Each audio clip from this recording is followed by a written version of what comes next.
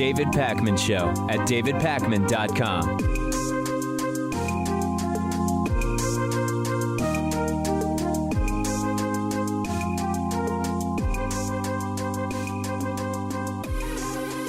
Bernie Sanders, who is a senator running for the 2020 Democratic Party presidential nomination, has published his immigration plan, and it's a good one. It's comprehensive, and it deals with the major issues that are surrounding immigration. And one of the most important things about this plan, which we're going to look at today in some detail, is that there's the policy stuff that is immediately related to immigration, DACA, child separations, but it's a plan that is comprehensive in that it deals with the issue as it exists in the real world, which is connected to so many other issues. And this is one of the things that there's like a myopia that often takes place in politics around controversial issues, where each side, and I'm not playing a both sides game, but both sides do this to some degree. Each side sort of buckles down in arguing in a narrow way about particular elements of a policy issue without considering in a serious way the circumstances and the context in which it exists. And when you look at something like immigration, immigration relates to education, law enforcement, healthcare, trade, economics, all of these other things that if you really want to deal with it in a serious adult way, you have to consider, and Bernie Sanders' plan does that. So this will be good. It's good to sometimes step back from the polls and the tweets. This is Bernie's immigration plan and some of the components that are included. The right likes to talk about deportations and the wall. Crossing the border is criminal. Detain people, charge them, get them out. Doesn't deal with the circumstances and the conditions that got us to where we are today. And that's one of the best things about this plan. So Bernie Sanders would end child separations at the border. Okay, that's a specific action that can be taken via a directive. That's a good start. Bernie would reunite separated children with families. Makes sense to do. Doesn't mean people are not going to be held accountable if they've committed crimes. It's not opening the door to lawlessness like the right likes to suggest. It just makes sense to do it. Auditing and closing detention centers. You don't necessarily need to close all of them, and Bernie Sanders is not claiming that he would. He would audit the entire system. He would look at the conditions that are taking place within individual detention centers, and he would figure out which ones need to be reformed and which ones need to be closed. Very good. Bernie would put a moratorium on all deportations. Now, this is a controversial element here because even among many on the left in the Democratic Party, within the House and Senate, there are not that many people who say stop all deportations. But what Bernie Sanders is saying here is, at least as we sort out some of these other elements, let's put a moratorium on deportations because they're once you've rung that bell, once the genie is out of the bottle, once you've deported someone, the ability to undo that if we decide that the policy is changing is extremely limited. Stopping all construction of the border wall, obvious. Now, you might say, I didn't think that the border wall was even under construction. So we've got elements of the wall that are being replaced with Donald Trump's version of the wall that were scheduled for replacement. As we know, you can either climb over them, as some have done. You can get a $100 saw at any hardware store and saw through it. So it's not a virtually impenetrable fence as Donald Trump has claimed it to be. But Bernie is saying here, just cut and dry, whatever it is that's going on, if and when he becomes president in terms of construction of a border wall, we're going to stop that. And overturning the Muslim ban as well. Of course, Trump is saying it's not really a Muslim ban. We've had that debate.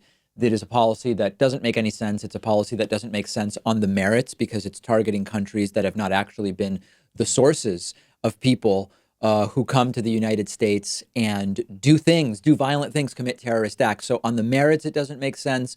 And also in terms of what it signals, in terms of the sort of ambiance or atmosphere that such a policy creates, it's not doing anything for us, and it's actually doing a lot against us. So Bernie would stop that. Then we get into some of the key elements of the immigration debate, one of which is DACA, Deferred Action for Child Arrivals. Child arrivals meaning individuals who, even if they are older than 18 today, 18 or older today, They came to the United States as minors brought by their parents, and it doesn't make sense to punish people for circumstances that are not of their doing. Bernie would extend DACA to the 1.8 million who are currently eligible for it, and also allow those who have been in the United States undocumented for more than 5 years to remain without threat of deportation. And as we know, if you are here, even if you're not committing criminal acts, as almost all undocumented immigrants are not doing, and all of those circumstances are true, if you know you face deportation, you are not going to be contributing to society in the way that you otherwise would be able to and would choose to, because that fear of deportation would keep you hidden. It would keep you in circumstances where you're not a productive member of society. That's a really good thing. But then what's the bigger picture of that? The path to citizenship. Bernie would, and I like that he's being upfront about this piece, Bernie would push Congress for a path to citizenship for the 11 million who are already here in the United States, undocumented, living and working today. And Bernie's being upfront. He's not saying, I will do this, because he can't do this. It is something he needs to push Congress to do. And he's being clear about that in the plan. Importantly, things like marijuana possession and other nonviolent violations of the law will not block the path to citizenship. That makes absolute and total sense. And I like that that is included here. Bernie would also repeal the 8 U.S. Code Section 1325, which puts border crossings on par with other types of immigration violations, like overstaying a visa.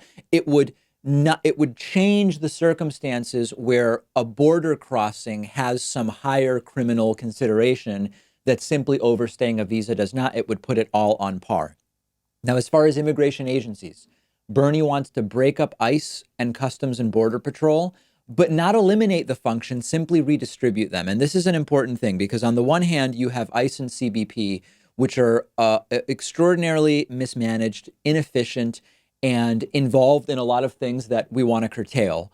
But at the same time, if you simply say abolish ICE and CBP and eliminate their functions altogether, you will get a large contingent of the American public saying that is irresponsible. So what Bernie would do is he would bring back the enforcement of deportations and of border investigative authority to the Department of Justice. Doesn't mean we eliminate it. We simply move it from ICE and CBP back to DOJ. Customs authority would go from CBP back to the Treasury Department, the way it used to be. And the naturalization and citizenship authority would be given back to the State Department. Makes absolute and total sense. Now is when we start getting into the really interesting stuff. You know that this is a thoughtful and well-crafted plan because Bernie is including elements like strengthening immigrant labor rights in immigration reform, which have a place there. That's exactly what we should be doing. So, for example, there will be a whistleblower visa established to protect immigrant workers who are reporting exploitative actions by employers. One of the ways in which big corporations remain the major beneficiaries of undocumented immigration is that they have almost carte blanche to have horrible working conditions because they know that they're undocumented workers that they are employing, which, by the way, is against the law, but good luck holding them accountable. We're not doing it. They know that they are not in a position to go and report those conditions for fear of deportation. A whistleblower visa would protect them. Restructuring work visas to make them portable, because when you have a work visa that is tied to one employer only, that employee is trapped at that employer. And again, it diminishes their labor rights and labor power. Very great. Absolutely fantastic thing to do. Ending workplace raids and shifting the focus of the enforcement from the workers to the employers. I've been talking about this for years. You've got to deal with the employers here. Bernie would do that. Protecting farm workers. There's lots of ways that Bernie does this. One is requiring at least a $15 minimum wage and overtime pay for agricultural workers. There are all these exemptions for agricultural workers from a lot of the labor laws that protect other workers. You've got to get rid of those loopholes. Medicare-for-All. Now, you might say, wait a second, what does Medicare-for-All have to do with immigration? Everything. Everything. When you look at the disparities in healthcare along racial lines and among immigrant versus domestically born, if you are going to comprehensively do immigration reform, You need to deal with the system that we have, which doesn't work, and Medicare for All is Bernie's way of dealing with it. Bernie also says that he will use executive orders whenever possible. Now, I think that this is both smart and honest. Bernie is saying, I can't use executive orders for all of these things. Bernie is not pretending that he can just snap his finger and create a path to citizenship for undocumented immigrants, even if that's what he would like to do. On that issue, he will push Congress to do it. Where he can use executive orders, he will use them, and he will also work to undo the disastrous work that Donald Trump has done on this issue via executive orders. There's a lot more and subpoints to many of these, but these are the primary things. So, question one, can Bernie just do this stuff if he becomes president? The answer is no, of course not, and he's being upfront about the elements that he can't do by himself. But that's okay. A campaign policy platform is merely the starting point. It is what the candidate would like, but let's at least start from the right place, right? We don't start healthcare well, we did under a former president, but we shouldn't start healthcare negotiations under we would like a public option if it's okay, but if not, we'll just do Obamacare. No, we start the negotiations from the morally and ethically correct place that is in line with our values and what we would like to see, and you negotiate from there. So here's how I would sum up what our immigration policy should be as a principle or as a value for starting the negotiation. And the right claims to love this stuff. The right doesn't really want to do the work of the nitty-gritty. The right loves to say, here are our values. Here are our principles, and these will guide us and give us all of the answers. They don't, by the way, but let's do it. Here's the principle from which our policies on immigration should follow. Let's treat people like human beings. Let's treat human beings like people. Let's not punish people for circumstances beyond their control. And let's live up to the standards that make the United States what it is, or at least what it is supposed to be, period. Okay? All of the correct policies follow from that if you apply it responsibly and if you apply it in a thoughtful way to all elements of the immigration situation. And as Bernie Sanders' plan points out, that includes healthcare, that includes labor rights, that includes actually buckling down on employers who are breaking the law, yet go virtually unpunished. So a really good plan from Bernie Sanders on this issue. If there are things missing from it that you would like to see, let me know. I'll give you one example of something I would like to see more of. One of the most important factors in influencing the number of people that want to come to the United States, legally or illegally, are the circumstances in their home country that they are coming from. And so one of the additional things that I would love to see more of in a serious and comprehensive immigration plan is ideas or policies for how we can modify our relationship or improve circumstances in some of the source countries such that our relationships with those countries will improve. Economically, we will be better off by virtue of helping their economies, and we will just reduce the demand for the number of people that are trying to come over to the United States who are willing to do so illegally. That is what I would like to see more of in the plan, but I want to hear from you as well. I'm on Twitter at @dpacman. The show is on Twitter at David Pakman Show, and we have a packed program for you today. The David Pakman Show at davidpakman.com.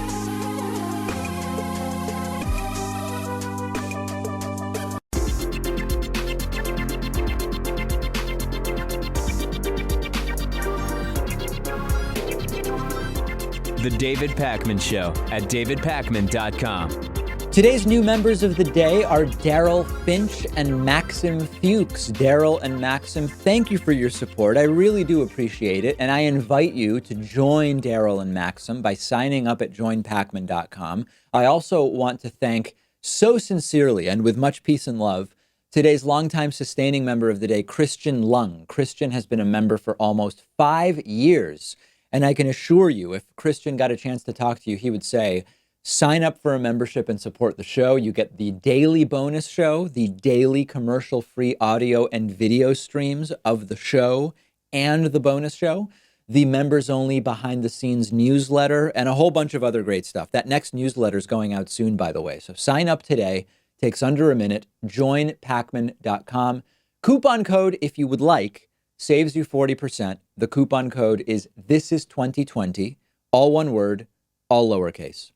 Let's go to some interesting posts I noticed on the David Pakman Show subreddit. Of course, the David Pakman Show subreddit now approaching 16,000 of our viewers and listeners who are subscribed at davidpakman.com/Reddit. The first one from a user named 12 Tribes called simply Speak English, writing, Republicans will tell you this is America, and in America we speak English. Well, it's time we tell Republicans to speak English, and we need to do so ourselves. We need to speak English, not Latin. In English, we call it bribery, not a quid pro quo. Speak English. And some people pointing out it may not just be bribery, what happened with Ukraine. We could be talking about extortion. We could be talking about witness tampering increasingly as we have threats to whistleblowers and the outing of whistleblowers or alleged whistleblowers by Don Jr., which we will talk about later on in the program. Also, by the way, when I saw this saying we should tell Republicans to speak English, I thought it was a reference to Donald Trump's very poor command of the English language, but it wasn't. It was about something else. Here's a funny post. Conservative contributions to society. This is so good.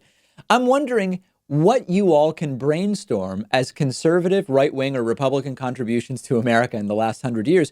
I'm thinking positive contributions like the left in America has brought us an endless amount of, from the New Deal, welfare state, women's rights, civil rights, workers' rights, consumer protection, environmental protection.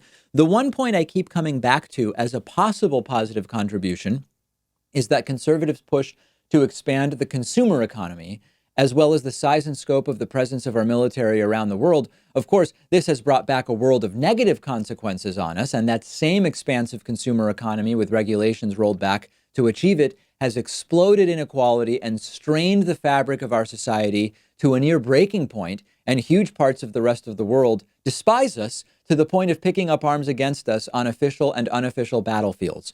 Help me out here. What have conservatives done for us? So you're getting to something very important here. And this is what you have to understand. To them, blocking anything from happening is a contribution because conservatism by definition wants to conserve what is already there. Blocking the government from doing things is considered a contribution to society for them because they don't want government doing things unless, of course, you need gay marriages blocked or you need rules about who's allowed to go in bathrooms. Then all of a sudden the government needs to immediately act to stop immorality or whatever it is that they say.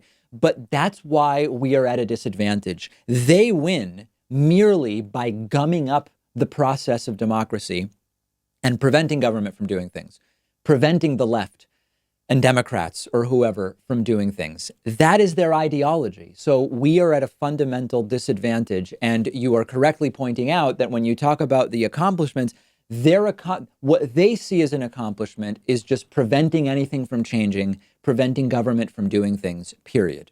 Join the discussion at davidpakman.com/Reddit. Very exciting stuff happening there every day. We wondered when it would happen, and it's happening next week. Public hearings in Donald Trump's impeachment inquiry are scheduled to start on Wednesday. Now, there will be 3 witnesses to start. They will be William Taylor, the top U.S. envoy to Ukraine, George Kent, a top State Department official, and Marie Yovanovitch, the former ambassador to the Ukraine, who says she was told, you'd better start tweeting positive things about Donald Trump or you might lose your job. We heard from the chair of the House Intelligence Committee, Democratic Congressman Adam Schiff, who tweeted yesterday, quote, next week, the House Intelligence Committee will hold its first open hearings as part of the impeachment inquiry. On Wednesday, November 13th, we will hear from William Taylor and George Kent. On Friday, November 15th, we will hear from Marie Yovanovitch. More to come. So the immediate question in general for this impeachment inquiry is, are the witnesses actually going to show up? Now, these 3 have already spoken privately with investigators, and there's every indication they are going to be there. The real question is more about the other witnesses that may be called and whether they will be allowed to get away with simply ignoring requests for documents, requests to appear, and potential subpoenas. So far, they have shown that they are going to try to avoid those. And it's going to be a question of whether Democrats try and or are able to enforce those subpoenas that will presumably subsequently be handed out. Now, the format of these hearings is very interesting, and it's one of the most important elements of all of this.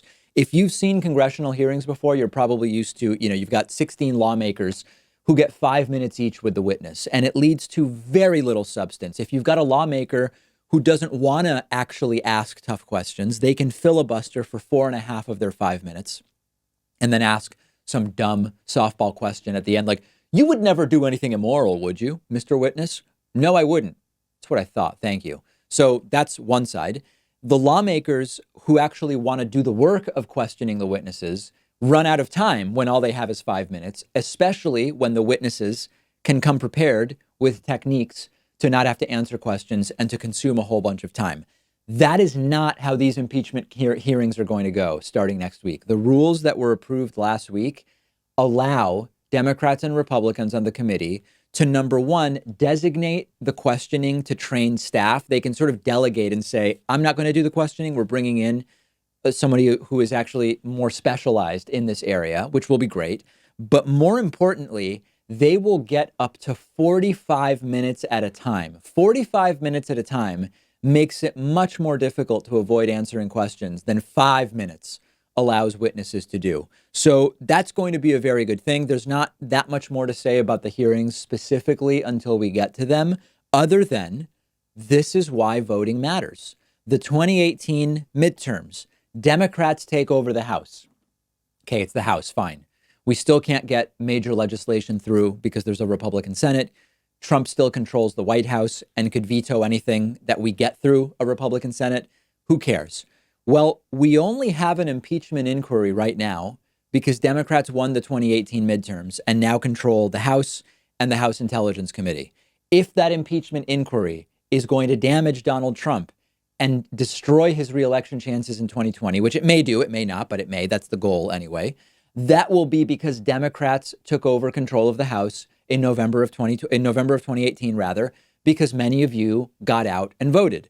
A formal impeachment inquiry resolution, which we got last week, it only passed the House because Democrats won the House in the 2018 midterms. This is why we vote. Now, as far as Trump, expect him to lose it on Twitter.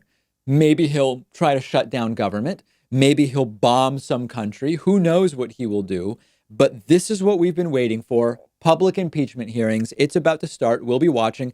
Question for you. I was thinking, does it make sense for us to restream on our YouTube channel the impeachment hearings next week?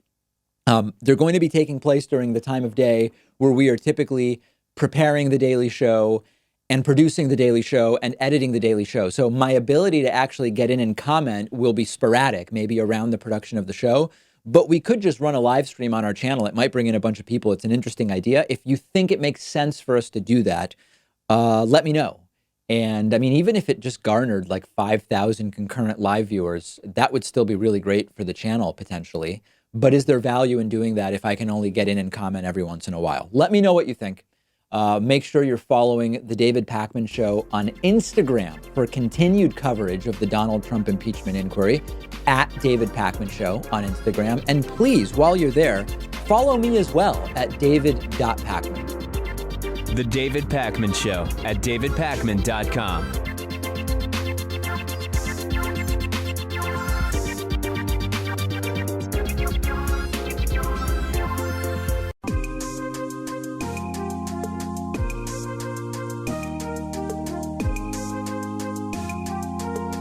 Welcome back to the David Pakman Show.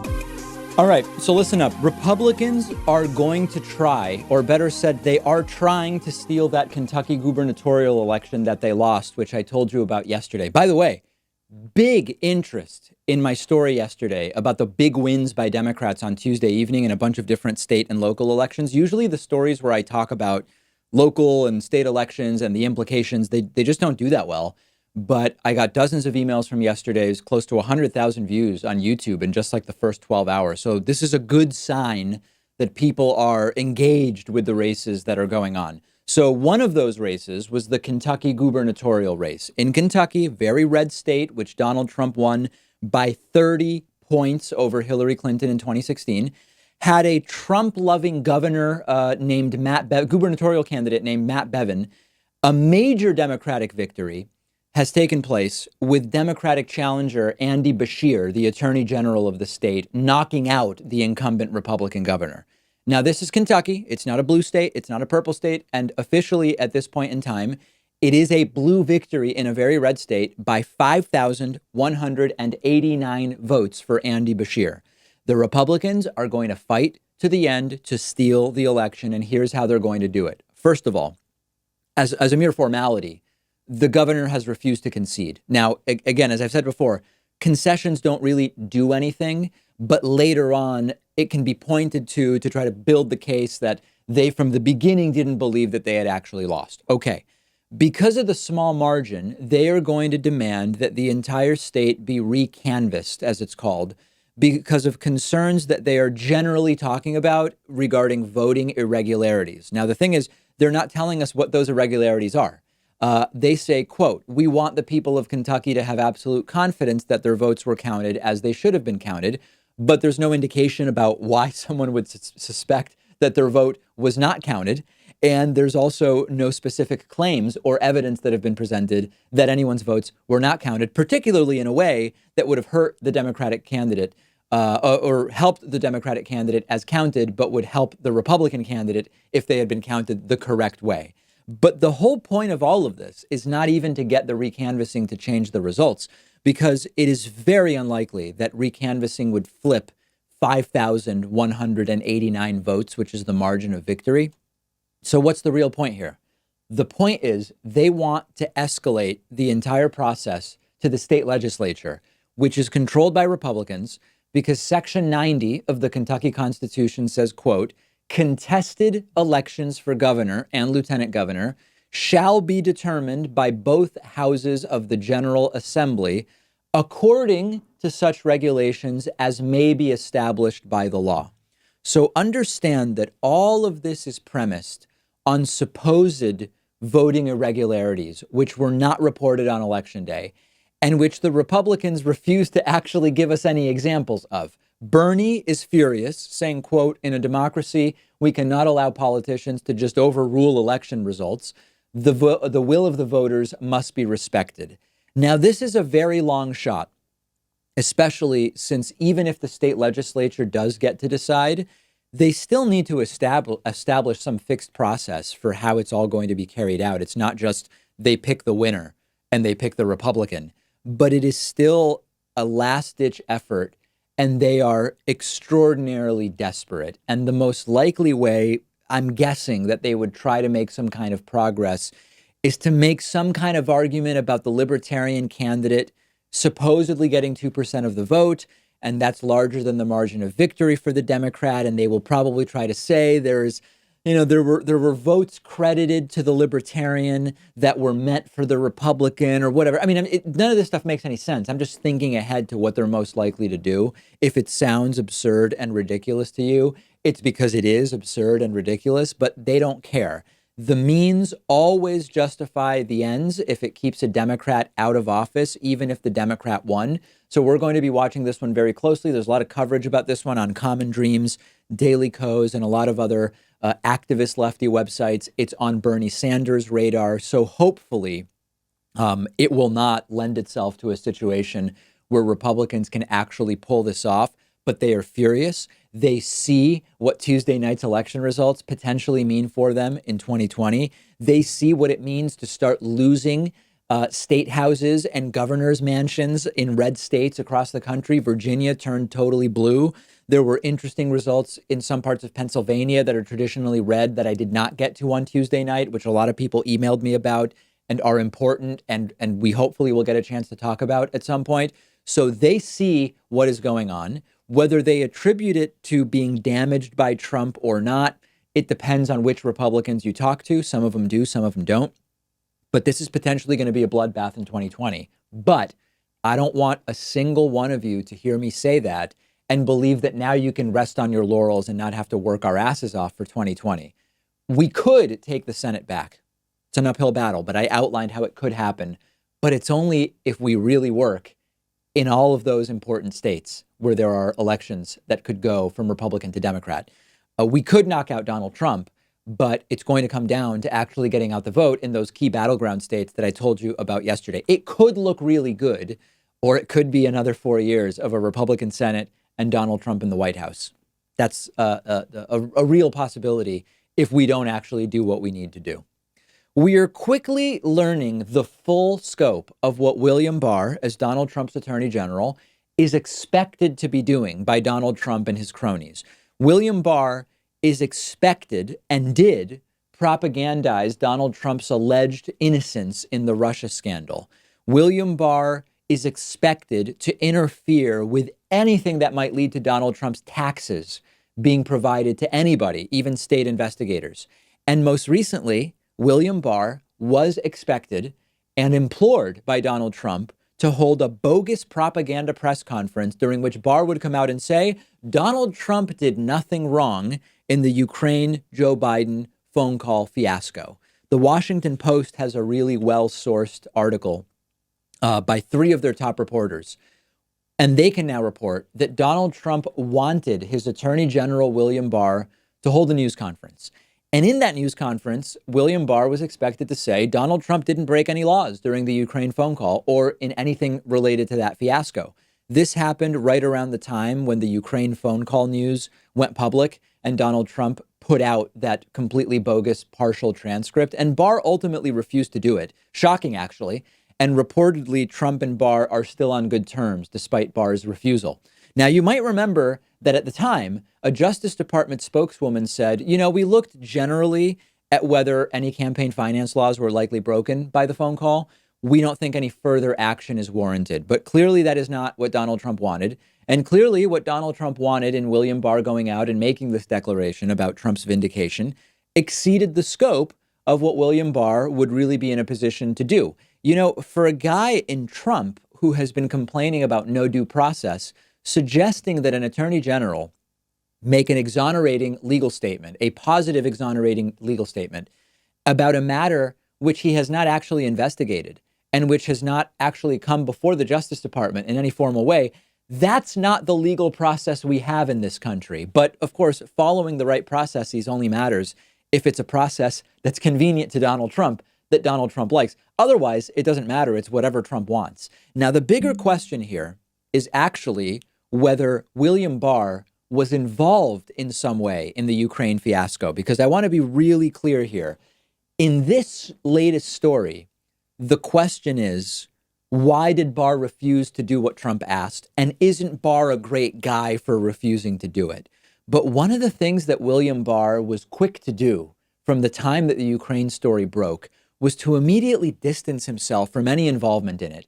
And it's not clear that William Barr wasn't involved, because remember, in the phone call with the Ukrainian President Zelensky, at least in the parts that Trump released in the bogus partial transcript, Trump refers to, I'm going to have William Barr get in touch with Ukrainian prosecutors to look into Hillary's emails and to look into Joe Biden. As far as Trump is saying in the call, William Barr was involved or was soon going to be involved. Now, of course, the Justice Department is maintaining that the first time Barr ever heard about any of this was when the partial transcript was released. But does anybody believe that? Does anybody think that that is the most likely scenario? There are reports that Barr was regularly pulled into things like this before, including one instance where Donald Trump spoke on the phone with the Australian Prime Minister, Scott Morrison, and Trump told Morrison, hey, can you help my Attorney General William Barr gather information to help us investigate Robert Mueller, if you can imagine. There's a report of William Barr meeting with Italian officials about other investigations meant to be favorable to Donald Trump. There are reports that William Barr was in touch with British intelligence officials under strange circumstances and for opaque purposes. So every indication here is that William Barr is just as dirty as Trump in this entire thing. So allowing William Barr to come away as the ethical one because he didn't go out there and say the president broke no laws, something which would have been a stretch even for William Barr to do about something which he had not investigated. We can skip that altogether, and let's keep the focus on the important issue that is at hand here, which is it seems like William Barr is involved in all of this Trumpian nonsense. He may be part of the problem, and if so, if this actually becomes a matter for the Justice Department, William Barr needs to recuse himself. There are actually already calls from legal scholars saying anything even remotely associated with Donald Trump and Ukraine and Biden, corruption, whatever the case may be, if it's even remotely associated with that, William Barr cannot oversee it. He needs to recuse himself because he appears to be just as involved as Rudy Giuliani, call him what you will, and a lot of these other people that have been slowly but surely pulled into it. Of course, they're not going to do it. Donald Trump has already made clear that when attorneys general recuse themselves from things that involve Trump, they end up losing their jobs, as Jeff Sessions is proof of. By the way, Jeff Sessions is running for Senate again. We will talk about that on the bonus show. But for now, we will take a quick break. Make sure to give us a like on Facebook at facebook.com/David Pakman Show. And follow me on TikTok.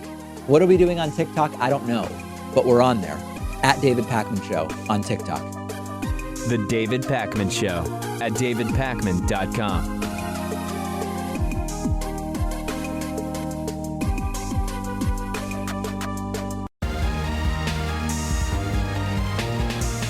The David Pakman Show at davidpakman.com. So I told you earlier this week, they will not stop until the whistleblower ends up dead or hurt. And Donald Trump Jr. has now started tweeting the alleged whistleblower's name. So I'll tell you now, I'm not going to say the whistleblower's alleged name for the time being. You know, eventually, if it becomes public knowledge, if it's confirmed, if the person goes public, okay. I understand, by the way, that me saying it is not going to be what gets the whistleblower killed, but I'm not going to make myself a part of the problem. This is not a name that's been confirmed at this point by the whistleblower's attorney, so I'm not going to say it, but I am going to talk about what Donald Trump Jr. is doing and what they're all trying to do. But I do want to remind you up front about what I've been saying for a few days now, which is that the particulars of this whistleblower are no longer important because there are so many other people that have corroborated the Ukraine fiasco and the quid pro quo. But we're going to get back to that. So over the weekend, Republican Senator Rand Paul went to a Trump rally in Lexington, Kentucky, and he called for the media to print the whistleblower's name. There's a name that's been floated around now for a couple of weeks. Privacy advocate Rand Paul asking the media to violate the protections afforded to whistleblowers by our system of law. Doesn't make sense, but it does when you understand that Rand Paul is a total tool of whoever he believes can put him into a position of higher power and privilege. Donald Trump has been referencing the whistleblower as a spy, as a traitor, and now in comes Donald Trump Jr. tweeting the name of the alleged whistleblower, and so is Breitbart, by the way. Don Jr. actually tweeting the Breitbart article in which the whistleblower's alleged name is publicized. So as far as the legal case against Trump, I believe it's abundantly clear that now that they are publishing the whistleblower's alleged name, this is the beginning of the obstruction of justice. This is the beginning of the witness tampering on this particular scandal, on the Ukraine scandal. Now, as far as the moral case against what they're doing, there's a reason the whistleblower was being protected. The anonymity of the whistleblower was being protected because their life and the life of family members are instantly at risk if their identity is known. The Trumps don't care about that. People dying from California wildfires, who cares? No more aid to California, says Donald Trump. The whistleblower and their family could be at risk of being outed, could be at risk from being outed, rather. Who cares? We're going to out them anyway.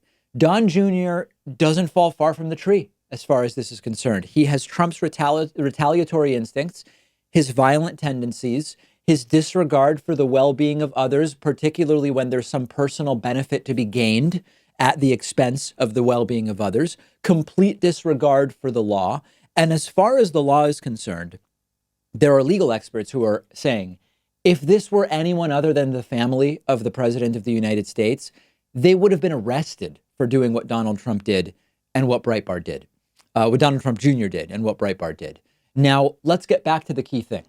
The Trumpists and the Republicans have lost the argument on substance on the Ukraine fiasco, right? There is no more way to argue that there was not a quid pro quo because it's been corroborated. There is no way to argue that Donald Trump wasn't personally involved, both in the quid pro quo, but also in the trying to cover up the quid pro quo with a truncated transcript and asking William Barr to go out, as I told you earlier in the program, and announce that Trump broke no laws. There's no way to defend the substance anymore.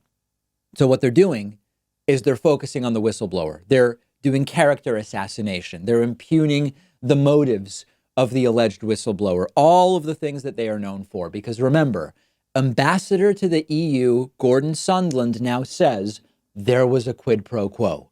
Ukraine expert Lieutenant Colonel Alexander Vindman exposed the same, and that they were deliberately removing references to Joe Biden from the truncated transcript of the July 25 phone call between Trump and Ukrainian President Zelensky. So what we need to continue focusing on, no matter what the original alleged whistleblower said or their motivations or anything about it, is that the story has been widely corroborated, period. And this is what is being distorted or covered up or ignored by what has been taking place here. Now, there's another element to this, which is sort of an ugly reality, which is that we increasingly there's this incestuous nature, even though we're supposed to have separation of powers. That's what it's literally called, separation of powers, and we have no separation. We increasingly have our systems of checks and balances either controlled by or subjugated by that which they are supposed to be keeping accountable, in this case, the President of the United States. I mean, just look across it all. I forget the number, but there's some rapidly growing number of high judges, important appellate judges and federal judges that have been selected by Donald Trump. Now, if you believe that judges are simply applying the law to the facts and making impartial decisions, then you wouldn't worry about this. We know that's not the case, though. We have a Supreme Court increasingly controlled by Donald Trump, and we have lower judges, lower than the Supreme Court, still federal and appellate courts, controlled by people selected by Donald Trump. We have a Republican Party that, even if deep down they know that what we have in the White House is an atrocity and an abomination, they put their finger to the wind and they do what's politically expedient, and they want power and they want to be in the good graces of the President of the United States. It's appealing, it's attractive, it's exciting. So they are certainly not going to hold Donald Trump accountable unless the public turns on Trump. But as we learned yesterday, nearly 2/3 of Trumpists say there is nothing Trump could do that would get them to no longer support Trump. So the Republican Party, that ship has sailed. We have the Attorney General of the United States, who is potentially implicated in the Ukraine fiasco, as we discussed earlier today, selected by Donald Trump and functioning as a henchman propagandist for Donald Trump in almost all of the ways Donald Trump wants him to, other than refusing to go out and say Trump broke no laws. So we have to, number one, stick to the facts, which are, as far as the whistleblower is concerned, that initial whistleblower, we want to protect them, of course, but they're increasingly irrelevant to knowing what happened because we have corroboration from multiple other sources, including Vindman and Sondman. Okay. And then number two, that there is going to need to be some accounting here. There's going to need to be some kind of reckoning with the reality that up until now, executive power has sort of worked okay because we didn't have a president as audacious as Donald Trump and as brazen as Donald Trump in ignoring or superseding the checks and balances that were at least ostensibly set up to control or to check the president's power. So maybe the system we have of checks and balances and separation of powers is actually inadequate to deal with a president that is this brazen and audacious. That's the big picture that at some point there will have to be an accounting of. I say we remove Trump first by voting him out in November of 2020 and then deal with that. Today, I have both incredibly tremendous numbers for Donald Trump coming up in a sort of different context, but also devastating numbers for Donald Trump. So we're a year out from the election. Yesterday, we talked about how more than likely this is going to be an election, like most elections, that comes down to the results in some key battleground states. We looked yesterday at how Donald Trump is faring in particular states in head-to-head matchups against the three frontrunners in the Democratic primary, Joe Biden, Elizabeth Warren, and Bernie Sanders. Fine.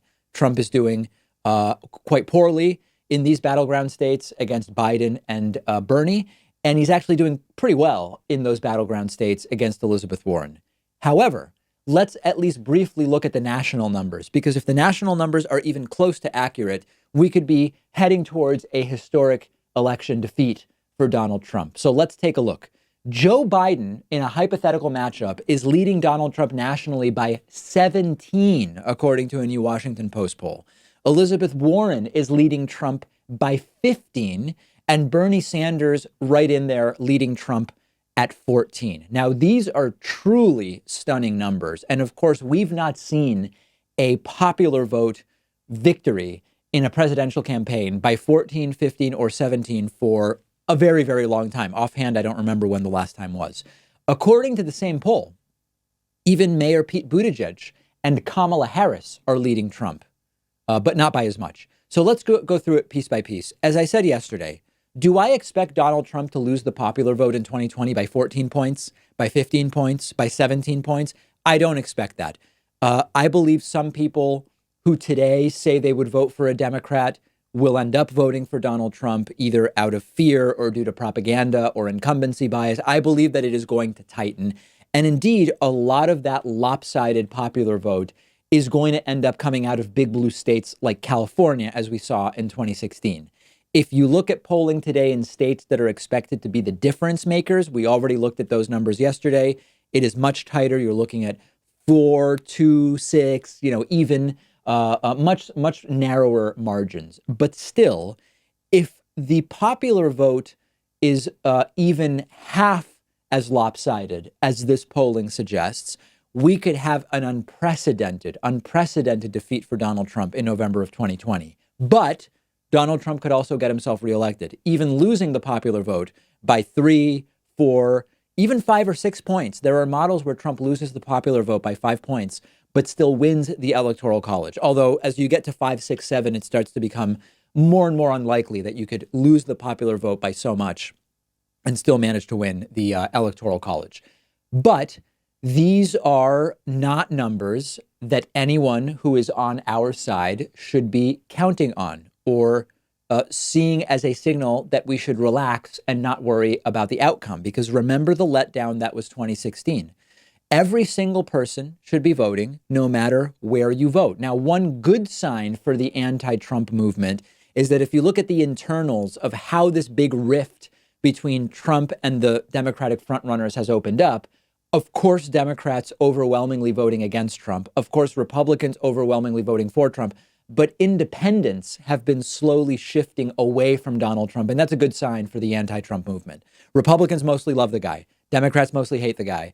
And it's going to be a turnout game. But independent voters shifting to be more and more against Trump is a bad sign for him and a good sign for Democrats. Lastly, we really need to not underestimate that even if these numbers remain this way for the next year, even if we get out the vote, there can be another 11th hour Comey letter or, some equivalent to it. Obviously, it's not going to be Comey in 2020, but some equivalent to it. The effect of strategic algorithmic online advertising could be a difference maker. The voter suppression tactics that are employed by Republicans at the state level. So the real risk here is overconfidence, which could put Donald Trump in office for another 4 years.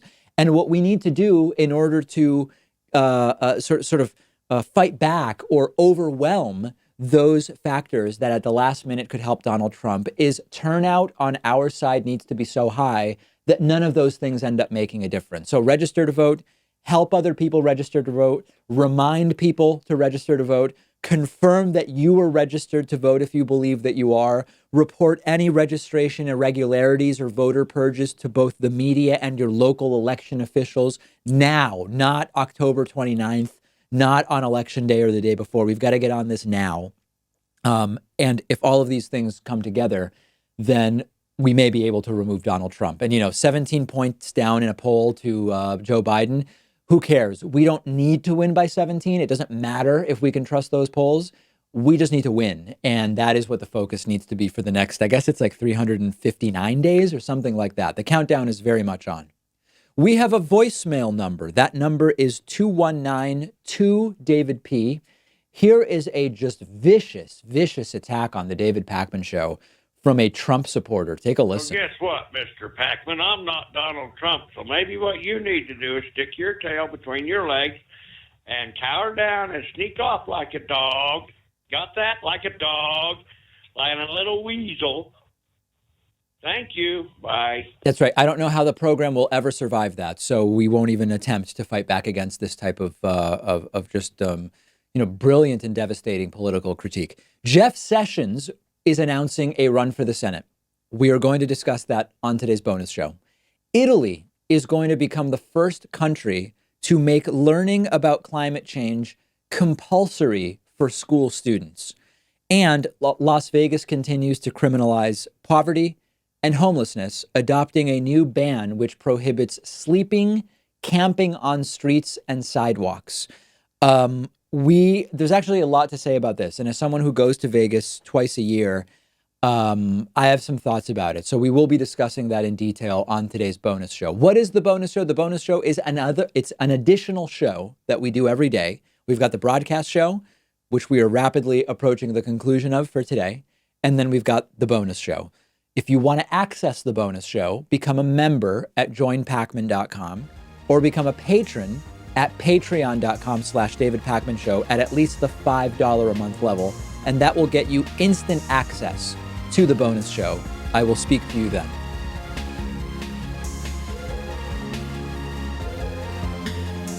The David Pakman Show at davidpakman.com.